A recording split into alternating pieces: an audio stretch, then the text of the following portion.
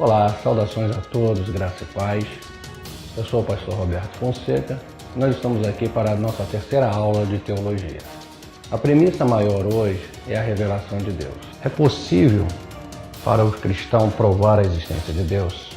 A teologia e sua cosmovisão provaria a existência de Deus?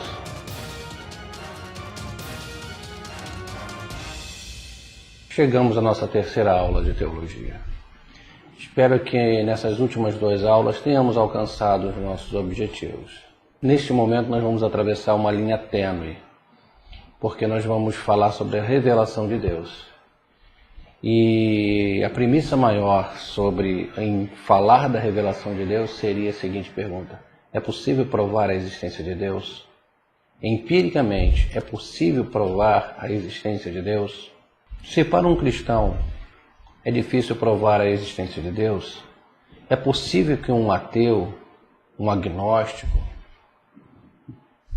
ou qualquer outra corrente prove a não existência de Deus? Nossa primeira aula, nós tentamos explicar um pouco sobre a importância da teologia, seu valor dentro da igreja, nas nossas devocionais, nossa vida pessoal. E na segunda aula nós falamos sobre o ateísmo e suas correntes. Agora nessa terceira aula nós temos como objetivo falar sobre a revelação de Deus. Muitos diriam o seguinte: não é possível provar a existência de Deus. Mas para o cristão nós poderíamos dizer o seguinte: é possível sim, pelo menos para mim, eu consigo provar que Deus existe. Falar desta maneira a um agnóstico, a um ateu, ele vai debochar.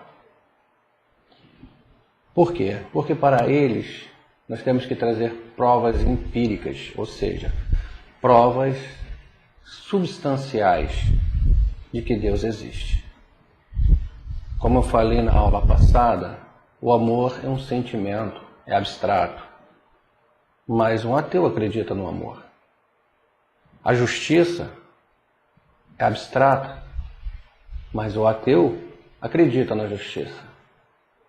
E se ele acredita na justiça, no amor, em tantas coisas que são abstratas, por que então ele não acredita em Deus? Porque para Deus, normalmente, os corações são fechados a acreditar. Descartes disse: penso, logo existo. Pensamos em Deus, logo Deus existe. Por quê? Porque Ele está dentro de nós. Todo o meu pensamento, ele está dentro de mim. Ele gira dentro de mim. Ele está em torno de mim. E se ele está ao meu entorno, se ele está dentro de mim, então eu posso dizer: se eu penso em mim, penso na minha existência, logo existo. Penso na existência de Deus, logo Deus existe. Bom, com toda certeza, um ateu ele vai descartar logo de imediato essa possibilidade, porque ele vai dizer: bom, isso não passa de uma utopia. Nós podemos pensar em muitas coisas e, no entanto, essas coisas não existirem materialmente. Bom, realmente, olhando para este prisma, nós vamos dizer assim: é impossível provar que Deus existe. Bom, então abrimos essa aula na seguinte discussão: não podemos provar que Deus existe. Assim como um ateu também não pode provar que Deus não existe. Ponto. Isso fica claro. Isso fica muito claro. Tão claro quanto a água.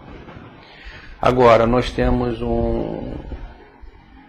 como argumentar a existência de Deus através de suas revelações. Por exemplo, suas revelações no universo.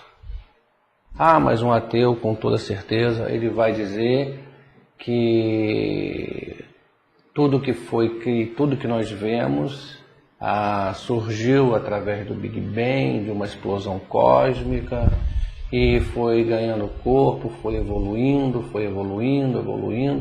e chegou aonde nós vemos nos dias de hoje. esse seria um argumento. E para muitos seria até mesmo convincente. Mas nós temos a Bíblia como nossa regra de fé e de prática. Assim como os ateus, eles têm a ciência, nós temos a Bíblia. Assim como o ateu, ele tem as suas conjecturas, nós temos a palavra de Deus. E Jesus disse que a palavra de Deus, ela é a verdade. E ele diz que nós seríamos guiados em toda a verdade.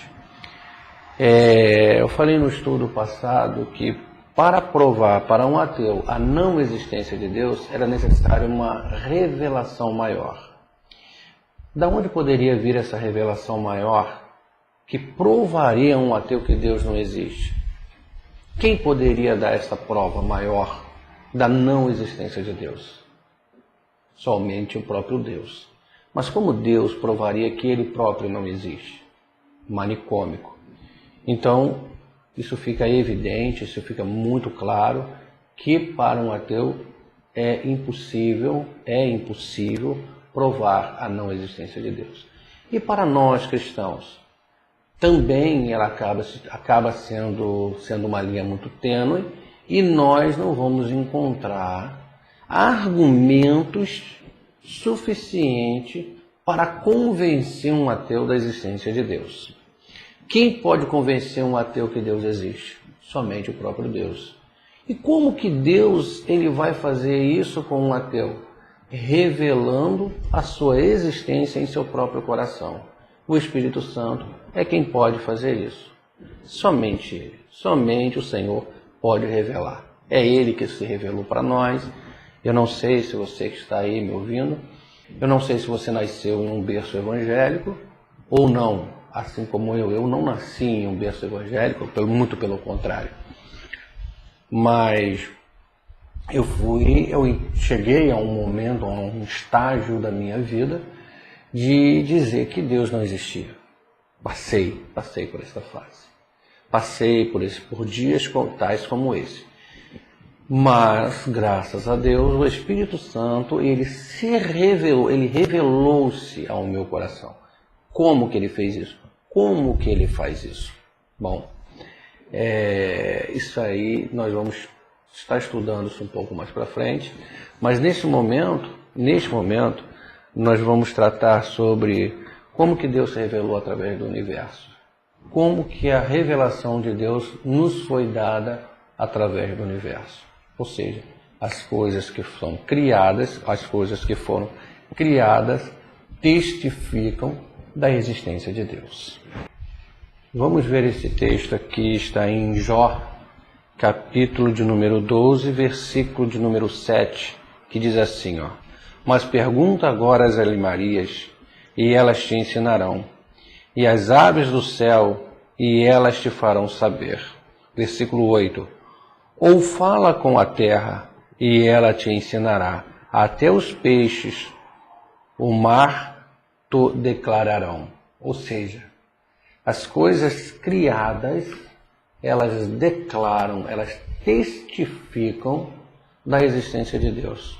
Mas como isso? Falei na aula passada sobre a sintonia pelas quais as coisas, ou seja, como que os animais, eles receberam um instinto. De Deus eles receberam um instinto. Instinto esse que vai fazer com que eles vivam em harmonia com o planeta.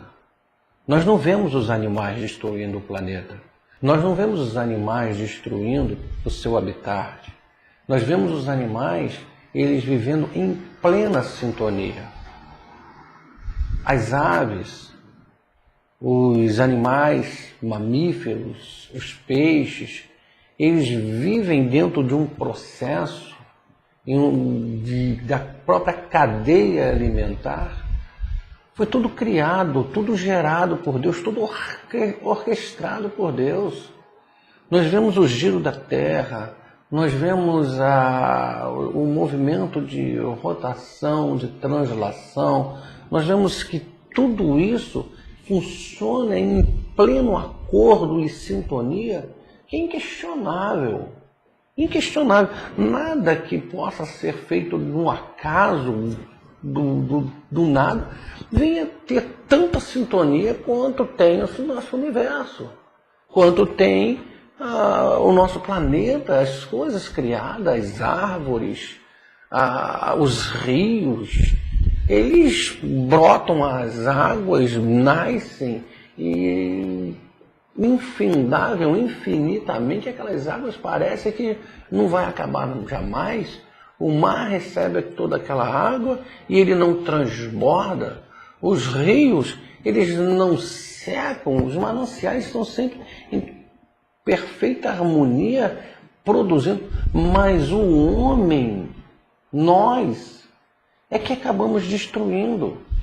Nós colocamos as nossas mãos, nós começamos a desmatar, nós começamos a destruir e começam os mananciais a secarem, começamos a ver a camada de ozônio se romper, nós vemos coisas que começam a ser destruídas, ou seja, o homem ele tem o poder de destruir aquilo que Deus criou com tanta perfeição, assim como a própria fé.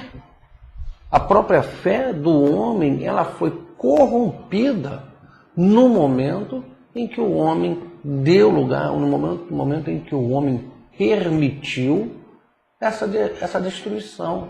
E isso já começa lá no Éden. Isso parte do Éden no momento em que a mulher ela é convencida pela serpente a distorcer a própria verdade de Deus, como temos visto acontecendo. As verdades de Deus elas acabam sendo corrompidas, né? Todas as verdades de Deus acabam sendo corrompidas.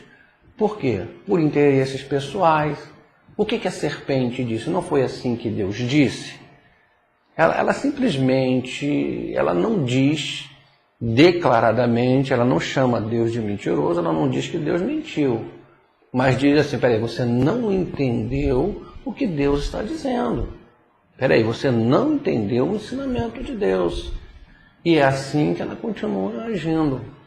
Ela tenta, de todas as maneiras, dizer para nós que nós não entendemos qual foi o ensinamento de Deus.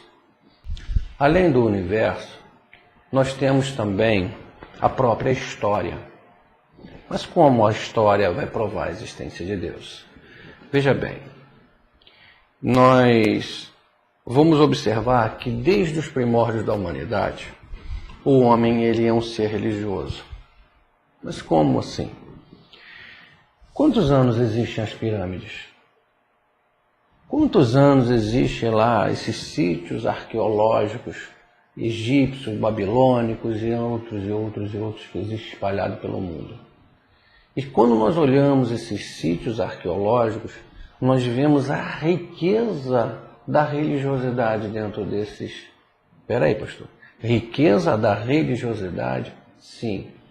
Nós vemos que todas essas civilizações foram extremamente religiosas.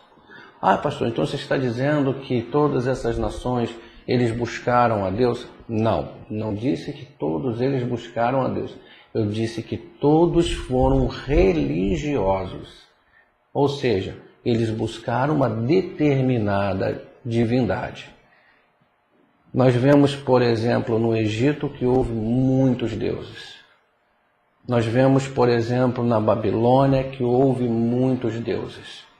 Nós vemos que, por exemplo, na Grécia, até muito interessante que Paulo, se eu não me engano, é Atos 17, ele chega no Areópago e ali ele diz assim, veja que vocês são um tanto quanto supersticiosos, Ou seja, um excesso, se eu não me engano, acho que era 33 mil deuses ou 32 mil deuses que os gregos adoravam. Então era Deus para tudo. Então, ou seja, nós vemos que os homens, eles eram extremamente religiosos, sempre foram. Por exemplo, Siddhartha Gautama, que ficou conhecido posteriormente como Buda, o Iluminado. Esse homem, ele buscou explicação sociológica, A preocupação dele era com a sociedade, com o bem-estar do homem, a sintonia do homem com a natureza, a sintonia do homem com o próprio homem, como que o homem poderia viver melhor, se compreendesse um pouco melhor. Aí os seus discípulos, por sua vez, deu a ele uma revelação. Na realidade, ele não teve nenhuma revelação divina, ele não fala em momento algum de divindade alguma, ele diz simplesmente que o homem, ele observando o homem, o comportamento humano, ele vê que o homem pode melhorar o seu comportamento. Então, a sua visão, na realidade, ela parte para o homem, empírica.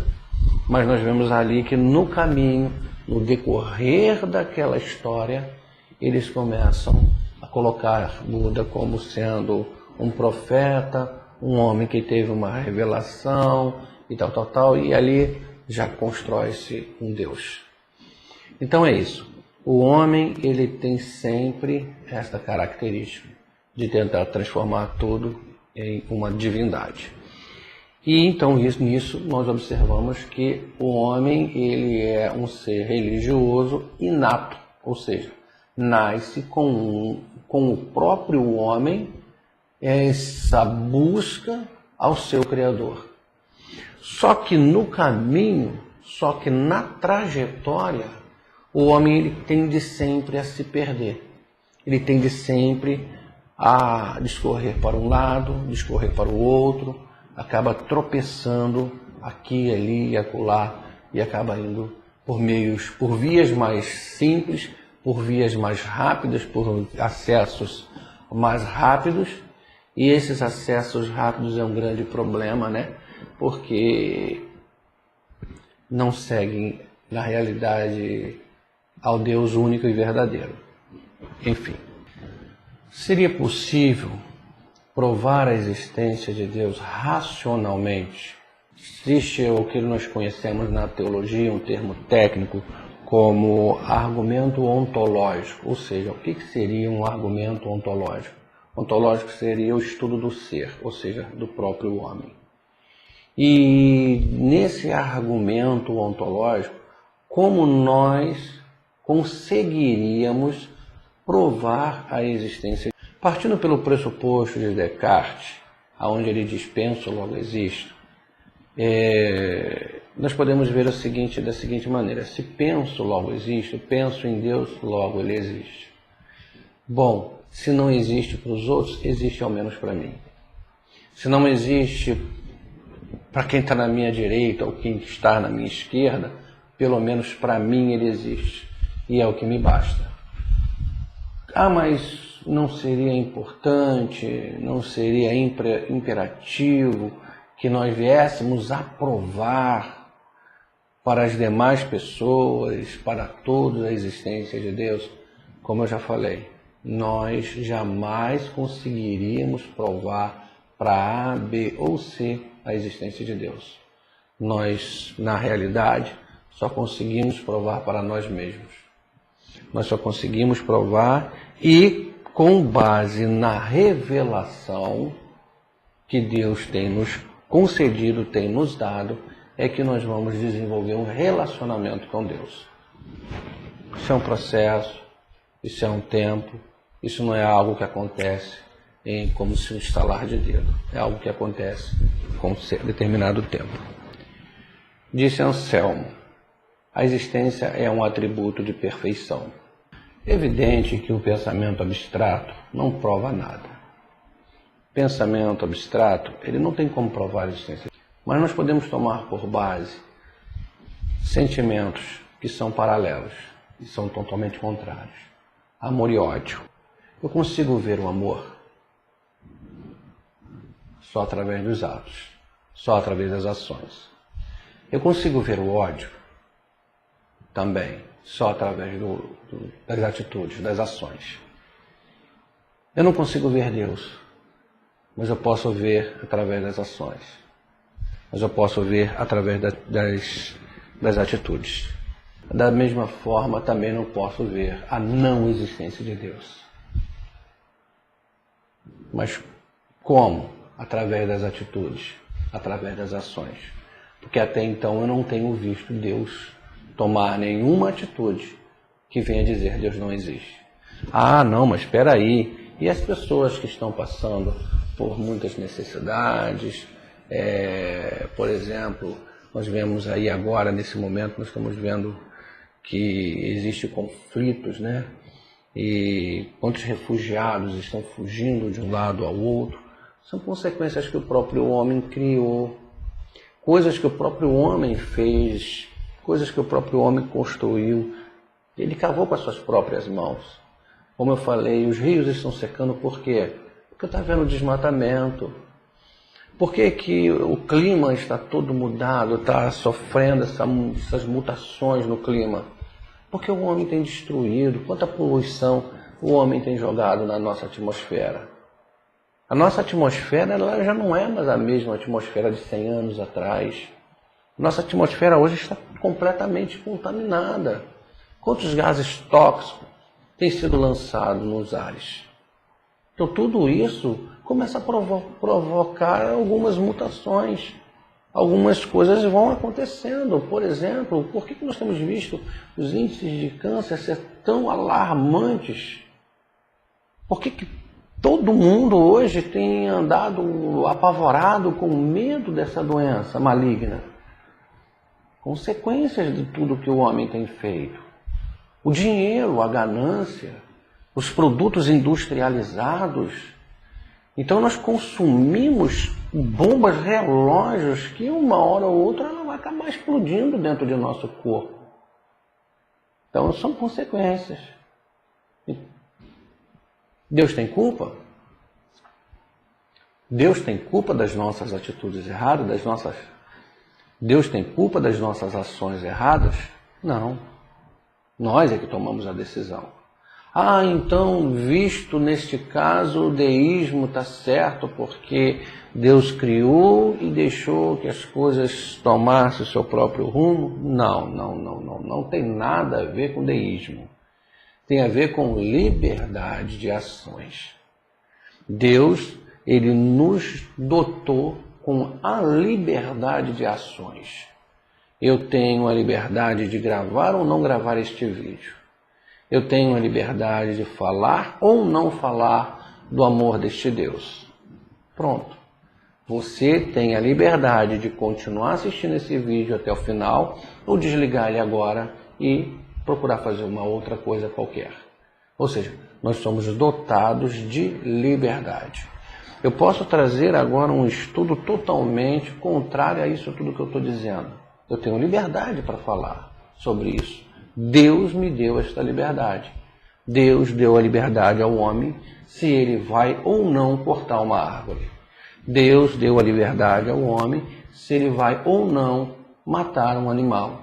Deus deu liberdade ao homem se ele vai ou não soltar gases na nossa atmosfera. Ou seja, o homem tem a liberdade e com suas liberdades vem também as consequências dela. Todo crente, ele sente a presença de Deus. Como que, por mais fraco, por menor que ele seja, vamos dizer assim, por menos comprometido que esse crente seja, ainda que ele não esteja lá no final, na soma final da salvação, ainda que esse nome não esteja arrolado aos salvos, ele sente que Deus existe, ele sente a presença de Deus. Ainda que ele não tenha o temor em seu coração de obedecer e servir com obediência, mas ele sente que Deus existe porque isso está dentro dele, sentir que Deus existe. Assim como o ateu, ele sente dentro de seu coração que Deus não existe. Agora, esse sentimento pode ser mudado? Sim. Assim como o cristão hoje, professo, comprometido, ele pode amanhã simplesmente, do nada, por causa de uma decepção, porque alguém mentiu para ele, alguém disse que Deus faria aquilo que Deus não faria, e ele, com essa decepção, simplesmente dizer, pronto, Deus não existe, Deus não está mais no meu coração. Por quê? Porque ele tranca seu coração para Deus, ele fecha seu coração para Deus e ponto. Assim como um ateu, tem uma grande maioria dos ateus, muitos deles mesmo, inclusive eu já tive experiências de conversar com pessoas que hoje não são militantes ateus, mas seguem essa corrente, porque ele se decepcionou. Se decepcionou simplesmente, falaram para ele que Deus poderia fazer aquilo que Deus não queria fazer. Esse é um grande problema que tem acontecido hoje, tem acontecido dentro dessa nossa igreja, particularmente a neopentecostal, que ela insiste em querer dizer que Deus vai fazer tudo. Mas posso todas as coisas naquele que me fortalece. Essa é a cartilha, né? Se orares crendo, recebereis. Mas espera aí, o apóstolo Tiago ele diz: pediste mal, porque pediste para os seus próprios deleites. Então, existem algumas controvérsias, né? Existem umas controvérsias. Paulo disse que posso todas as coisas naquele que me fortalece, porque ele podia sentir frio e sentir fome, porque ele podia ter abastança ou como também suportar a necessidade. Ele podia conviver plenamente com a liberdade, da mesma maneira que ele conseguiria viver com o cárcere. Então, são coisas que são extraídas de qualquer maneira de dentro da Bíblia e são despejadas nas pessoas, e as pessoas não entendem, acham que aquilo, não buscam na Bíblia, não vão até a Bíblia, engole aquilo de qualquer jeito, né? Fast food, né? Todo mundo correndo, e pronto, já viu, chega ali na frente, aquela comida digerida de qualquer maneira vai provocar uma má digestão. E aí vem a decepção, não retorno mais neste restaurante porque a comida de lá é horrível. Não é mais ou menos assim que acontece conosco? Então assim também acaba por acontecer na vida de muitas pessoas que acabam aderindo a este movimento ateu. Eles na realidade não são ateus, mas são pessoas que estão decepcionadas de uma forma ou de outra com pessoas. Se decepcionaram com pessoas. E não com Deus, né? Na verdade, não se decepcionaram com Deus. Se decepcionaram com pessoas que investiram em Deus de maneira muito errada. Investe fé, investe amor, investe compromisso, investe esperança de vida eterna. Mas só querem esperar de Deus nessa vida, né? A nossa aula de número 3 vai ficando por aqui. E eu gostaria de concluir dizendo o seguinte: não podemos provar empiricamente a existência de Deus. Assim como um ateu, com toda a sua cosmovisão, não pode provar a não existência de Deus. Como eu já falei, como já foi dito nesse estudo, a existência de Deus, ela só pode ser provada pelo próprio Deus. Existem as revelações ontológicas no ser, que estão dentro de nós. Se as revelações ontológicas, essas revelações, elas podem se brotar dentro dos nossos corações. Existem as revelações naturais, que são as coisas da natureza, os elementos da natureza, que Deus revelou para nós. Nós tratamos desses dois assuntos hoje. Peço a vocês mais uma vez, vamos enriquecer um pouco esse estudo. Envie para nós aí perguntas, coloque aí, pode mandar para o nosso e-mail, evangeliodigita@gmail.com, e nós vamos estar respondendo na medida do possível. Estamos colocando aí no final do vídeo as referências bibliográficas para que vocês possam estar tendo acesso a esses livros e enriquecendo um pouco mais suas vidas, crescendo, né, um pouco mais nesta graça. Eu gostaria de lhe convidar para se inscrever neste canal e dê um like aí no final, dê um joinha e compartilhe, faça uso das redes sociais para estar compartilhando um pouco desse estudo, para ver se nós conseguimos desenvolver melhor esses estudos, crescendo em graça e transmitindo para outros um pouco também desse aprendizado. Que Deus os abençoe e até a próxima aula, se Deus quiser.